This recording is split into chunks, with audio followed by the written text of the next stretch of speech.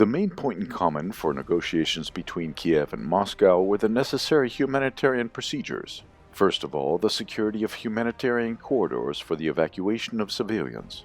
After almost a week of failed attempts, Russia made a unilateral claim that the humanitarian corridors from the blockaded cities in Ukraine will be opened daily. At the same time, Russian and DPR-LPR forces entered cities like Mariupol and Volnovka and began the evacuation of civilians by their own means.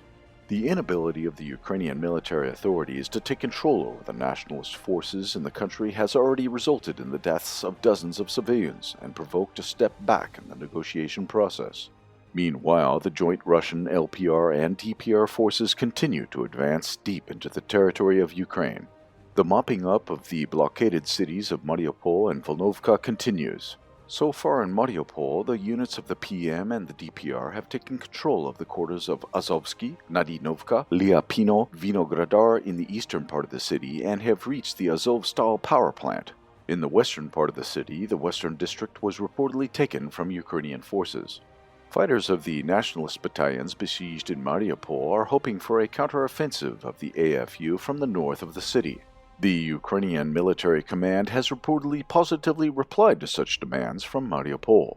However, the AFU definitely have no forces to counterattack the Russian groupings in the region. Russia and the DPR continue to increase their control zone north of Mariupol. The offensive of the DPR forces continues on the outskirts of Volnovka, in the villages of Bugas and Novotroitskoye, where the flags of the Republic are already hanging on administrative buildings. During the retreat, the AFU soldiers deliberately blew up electricity stations and water stations, depriving the local civilians of light, water, and heat. LPR forces are also steadily pushing away the UAF from the villages in the Donbass region. The cities of Severodonetsk and Lysychansk are surrounded from three directions and risk to be completely blockaded in the nearest future. To this end, the forces of the LPR continue their offensive near the town of Popasnaya, which is south of Severodonetsk. After the UAF claimed victory and control over Chugiev, even before Russian forces approached the town, the Russian units decided to check these claims and launched an offensive towards Chugiev. The Ukrainian military base within the town has already been targeted with Russian missiles. Another SBU building was destroyed on March 10th. Another Russian rocket destroyed the building of the Institute of Physics and Technology located in the Kharkiv suburbs.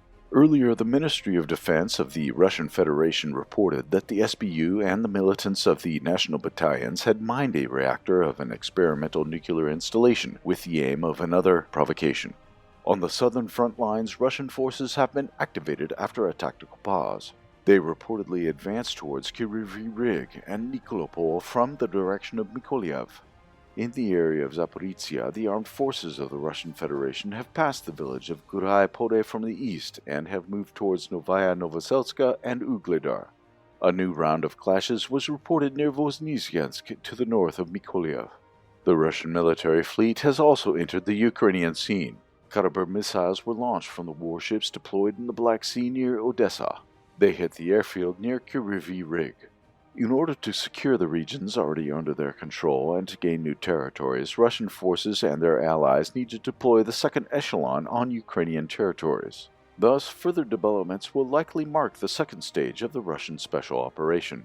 It should include a massive offensive against the AFU positions in the regions of Odessa, Kryvyi Rih, Dnipropetrovsk, Zaporizhia, as well as the encirclement of the largest AFU grouping in the Donbass region and the encirclement of the capital.